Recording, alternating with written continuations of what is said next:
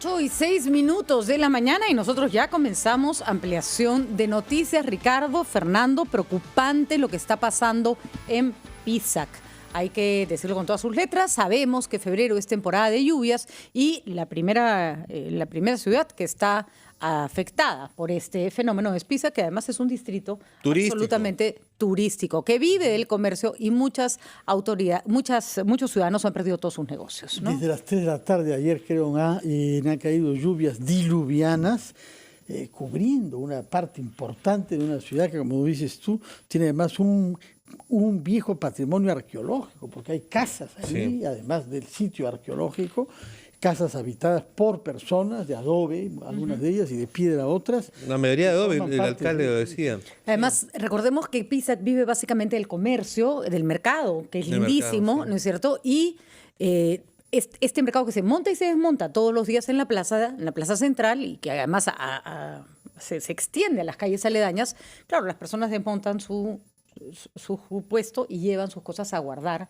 en almacenes donde ha ocurrido la inundación. Decenas de viviendas afectadas, decenas de personas, felizmente no hay daños personales que lamentar, pero el alcalde nos decía que estaban recibiendo ellos ayuda, cooperación de los distritos vecinos, pero que lamentablemente el gobernador regional todavía no podía acercarse y a prestarles ayuda porque está en Lima el gobernador, y la vicegobernadora nos dijo que se había comunicado con ellos, pero les había dicho que recién mañana iba a ir. Así es, el que sí está muy activo y ha conversado con nosotros varias oportunidades es el alcalde, que además ha conseguido apoyo de los distritos vecinos para poder enfrentar este problema.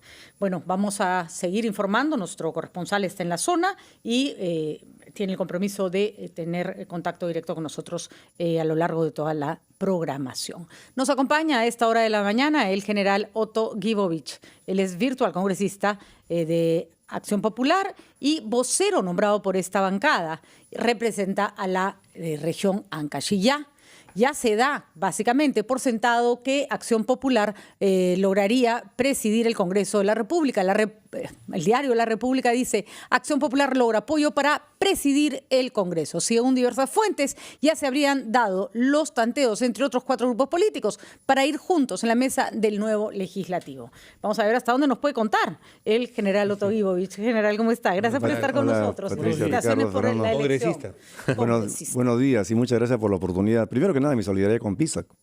Yo me temo que muchas de las casas que están siendo afectadas son casas construidas en los tiempos modernos, porque imagino que el patrimonio inca, que ellos sí sabían construir muy bien y cuidaban la seguridad, ojalá se mantenga intangible, seguramente. Lo que pasa es que los incas no construían en la parte baja, sino construían en la parte alta. Baja. Y el mirador de lo que significa el complejo arqueológico de Pisac da cuenta que están en la punta del cerro. Entonces, probablemente a ellos no los agarren. Ojalá que Indesi llegue rápidamente, ¿no? Así es. Ya están en la zona coordinando la ayuda, pero la situación es dramática.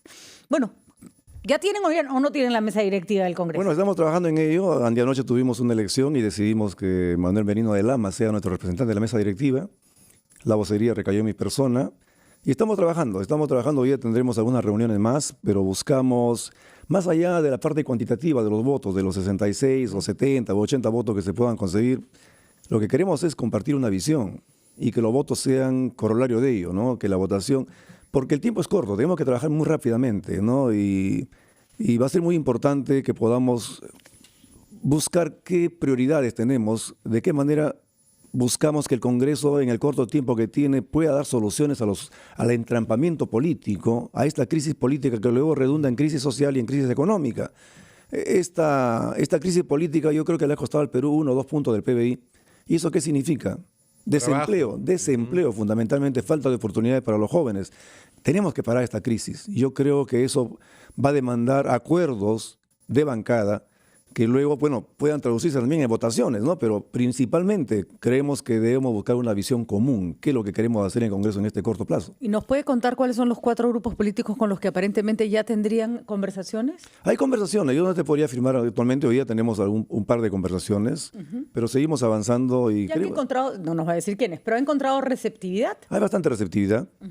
Creo que estamos compartiendo el hecho de que no queremos que se repita el escenario anterior. La crisis política política, llegamos a un momento en esta crisis política que parecíamos tener dos poderes de países diferentes. Yo lo enfatizo siempre así, porque yo sentía eso. ¿De qué estamos hablando? ¿No? Somos peruanos, pero pareciera que estábamos divididos y éramos parte de dos países diferentes. Eso no debe repetirse más. Eso trae secuelas muy graves, ¿no? Entonces, hay que evitarlo y para eso hay que dialogar de manera serena y poner por delante los intereses patrios. Hay muchas decisiones que no se hacen pensando en el Perú. Te comento alguna. Acabamos de terminar una campaña y la OMPE perdió su facultad de control concurrente. Y entonces la campaña se han llevado a cabo como antaño y hay campañas exorbitantes, millonarias, que nadie puede fiscalizar. Entonces se fiscaliza al final de la campaña, cuando todo está consumado, ya la votación, ya la población dio su veredicto. Eso no nos sirve para mucho. Entonces hay que restituir, por ejemplo, esa facultad a la OMPE cuanto antes, para evitar que dinero negro entre a las campañas, que ya hemos visto ahora con los juicios que estamos llevando a cabo, de qué manera desde países extranjeros han estado inyectando dinero para luego ganarlo en obras y ganar en adendas. Eso es terrible, entonces hay que frenar eso. Hay mucho cambio que tiene que hacerse, pero pongámonos de acuerdo, y en eso vamos a hacer, sí, claros, ponernos de acuerdo primero en una agenda. Se ha hecho una encuesta congresista y el 53% de los peruanos, la encuesta se difunde hoy, el 55% de los peruanos cree que este Congreso, en efecto, como usted lo anticipa, va a tener una actitud de diálogo frente al Ejecutivo antes que de confrontación, que esa fue la palabrita que se terminó de acuñar. La encuesta la ha hecho Datum y se publica hoy. Pero lo que preocupa, congresista, es que el 53% de los peruanos, más de la mitad, no se siente representado en este nuevo Congreso. Seguramente es parte de la secuela, ¿no? O sea, yo he recorrido 17 de las 20 provincias de mi región y hay dos palabras que a mí me han marcado, ¿no? La gente dice olvido de parte del Estado y engaño de parte de los políticos. Olvido y engaño, ¿no? Pero eso es lo que hemos creado, eso es lo que hemos engendrado como políticos. Ahora vayamos a corregir eso, ¿no? Y va a tomar tiempo restituir o recuperar la confianza de la población. Por eso yo creo que el margen de error en este Congreso va a ser muy pequeño. Hay que recuperar la confianza, pero obviamente esa lectura de que hace la empresa Datum es parte de lo que está sucediendo en el país. Y yo lo he percibido, yo lo he visto claramente. La gente no cree en los políticos. Vienen, nos engañan y después se olvidan.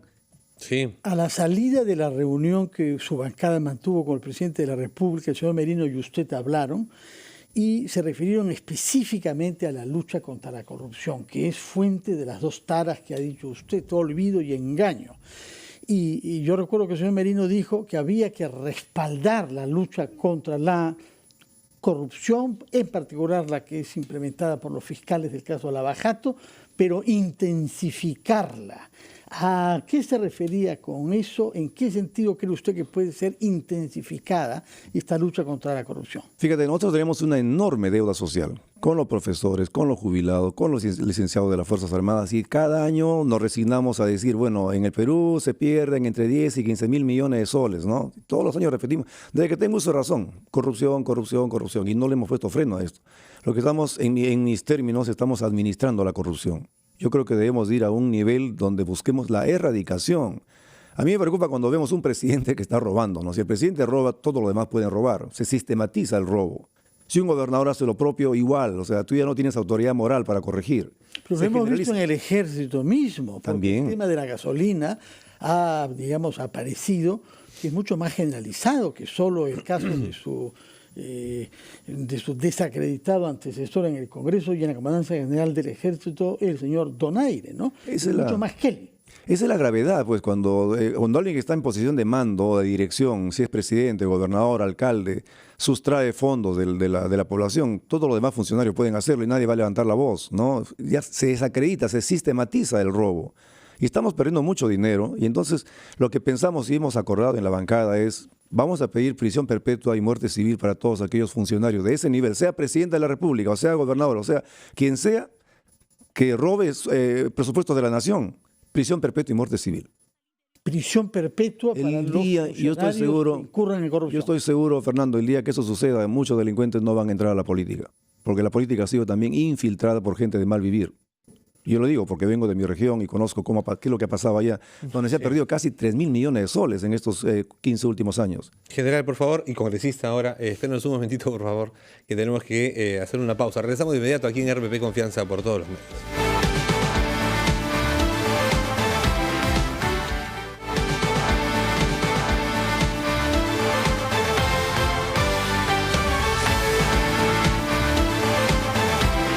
Son las 8 de la mañana con 20 minutos. Continuamos con ampliación de noticias. Estamos conversando con el virtual congresista electo Otto Guibovich, que es general del Ejército y ha sido electo, le falta la confirmación de la OMPE, en la bancada de Acción Popular, y nos estaba contando cuál es el trabajo que se viene, recuperación de la confianza de la gente en una institución que por la actuación de algunos de sus anteriores miembros está desacreditada, la política en general está desacreditada, se están reuniendo en conversaciones, nos dice general, con otros grupos políticos.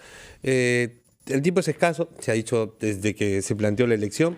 ¿Alrededor de qué elementos se tiene que consensuar, general? Porque en campaña escuchamos 1000 propuestas, pero ¿sobre cuáles se tiene que trabajar? Hay que establecer prioridades, me queda claro, ¿no? Porque el tiempo no es muy grande.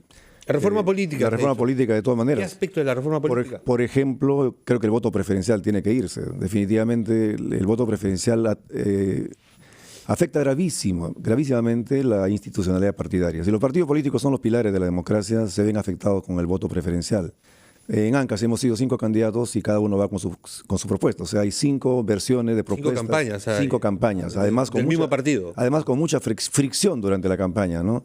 Eso tiene que trasladarse a las elecciones internas, ¿no? Pero supervisada por los órganos electorales para que haya transparencia. Si eso sucede, el voto preferencial no tiene ningún sentido y podríamos fortalecer y que cada propuesta sea partidaria y la población escuche con claridad una posición de partido, no 5 propuestas o 10 propuestas. Pero también mencionó usted, y Fernando hacía hincapié en el tema de la lucha anticorrupción. Y lo que ocurre es que ahora le vemos las costuras a una posición que se supone era muy firme de lucha contra la corrupción. En el caso Odebrecht, el caso de Lavajato. Odebrecht nos ha plantea una demanda por $1.200 millones para que se consideran afectados. Y lo que realizábamos temprano, Patricia, era que para que se llegue a esa instancia, cuando menos en los 6 meses previos había tenido que haber algún tipo de negociación, conversación con el Estado peruano, que nunca nos dijo que se venía esto. Ni se lo comunicó, no lo sabemos, al equipo que estaba trabajando un acuerdo de colaboración con Odebrecht, precisamente. Y la demanda es por el caso del gasoducto, ¿no? Que estamos demostrando también a través de las publicaciones que ha habido corrupción. Evidente. ¿No? Entonces, yo no sé qué cosas están reclamando. Y para empezar, ¿por qué no se incluyó esa obra, sabiendo todo el mundo que era corrupta y reconociendo Odebrecht también eso? ¿Por qué no se incluyó como una de las obras en el acuerdo de colaboración? Creo que los fiscales están haciendo un buen trabajo, no me cabe la menor duda, porque están sacando información que jamás habríamos podido obtener si no había una negociación. Pero las estrategias de negociación, quizá ahí no hemos sido muy claros, ¿no? Pero eso no quita el fondo del asunto, ¿no? Lógicamente, yo pienso que vamos a ganar esa demanda, ¿no? Porque ¿Por qué el Estado no lo comunicó?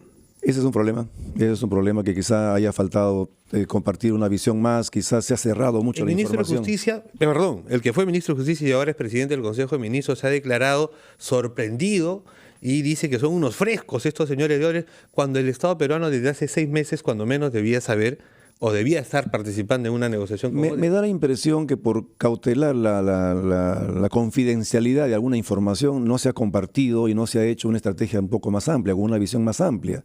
Y ahí estamos pagando la consecuencia de eso, ¿no? Pero una obra como Gasoducto Sur tiene por supuesto. Es extraño porque nos ha dicho el señor ¿Vela? No, el ministro, el señor Ceballos se ha declarado sorprendido. El señor Pérez ha dicho que era imposible prever que Odebrecht iba a ir a la CIADI.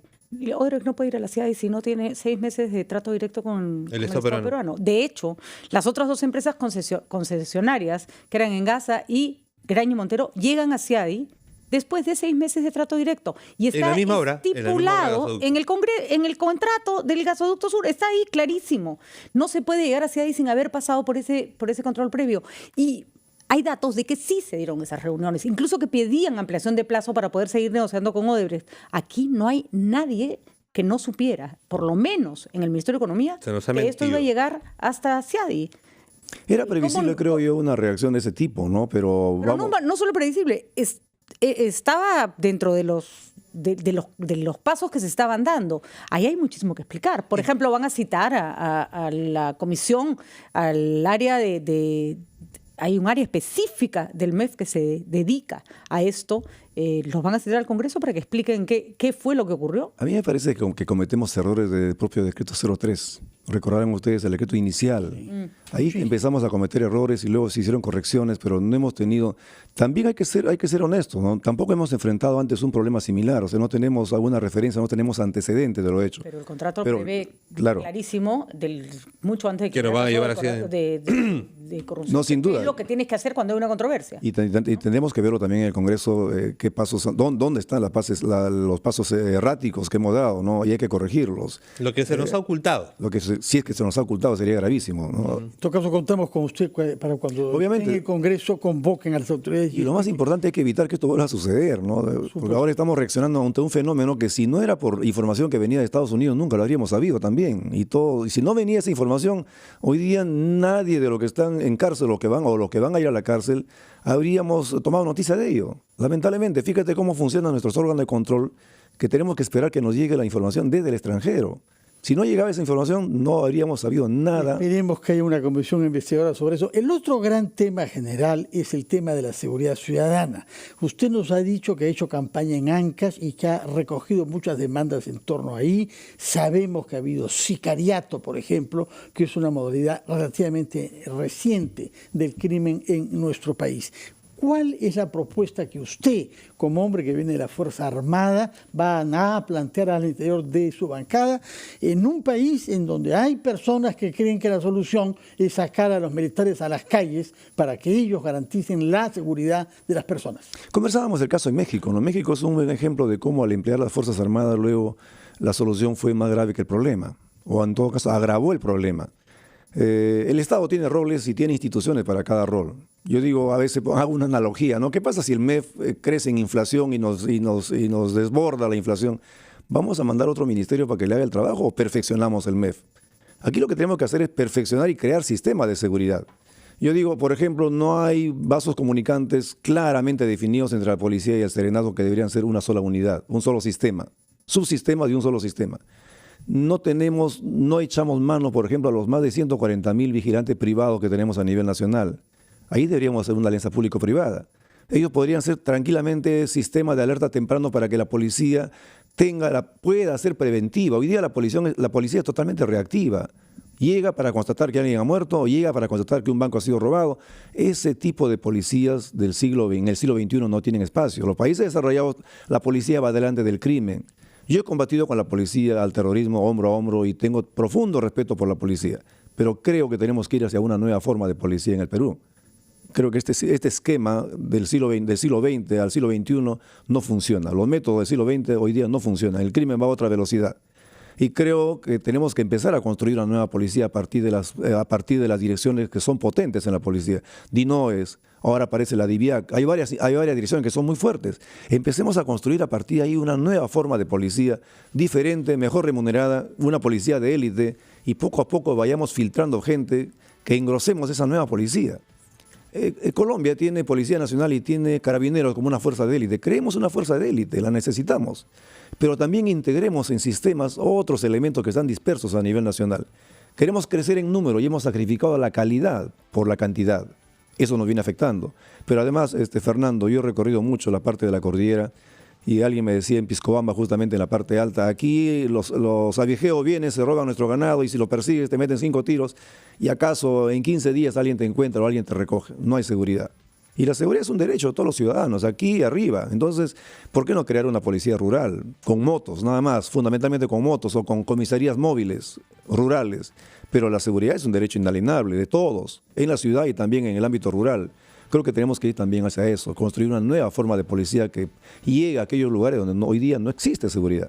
Y casi no nos damos cuenta porque no hay información, no se mediatiza la información. Muy bien, señor Glibovich, entonces usted va a ser el vocero de Acción Popular. Así que durante mucho tiempo seguro lo vamos a entrevistar aquí para que nos cuente cómo van los avances del Congreso. Porque es la bancada minoritaria, pero de menor número de integrantes en el Parlamento. Que son la primera minoría. Es raro, pero es importante. Gracias. Muchas gracias, Ricardo. Gracias, felicitaciones de nuevo. Muchas gracias. Gracias a ustedes por la oportunidad. Buenos días. Es que hay un belautista que vuelve a ser congresista de Ancash en mucho tiempo, creo, ¿no? Después de 28 años estamos regresando en Ancash. de Acción Popular. Bien por eso también. Muchas gracias. 8:30, regresamos de inmediato aquí en RPP Confianza por todos los medios.